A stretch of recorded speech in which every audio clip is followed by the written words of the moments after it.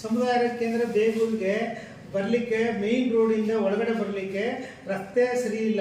ಈಗ ಮಳೆಗಾಲ ಆದ್ರಿಂದ ಮಳೆ ಊದಿ ಗುಂಡಿ ಮತ್ತು ಚರಂಡಿಗಳ ಥರ ಆಗಿಬಿಟ್ಟಿದೆ.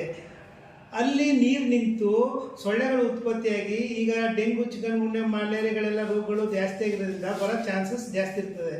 ಆದ್ದರಿಂದ ಮತ್ತು ವಯಸ್ಸಾದವರು ಮಕ್ಕಳುಗಳು ಆಸ್ಪತ್ರೆಗೆ ಬರಲಿಕ್ಕೆ ತುಂಬ ತೊಂದರೆ ಆಗ್ತಾಯಿದೆ.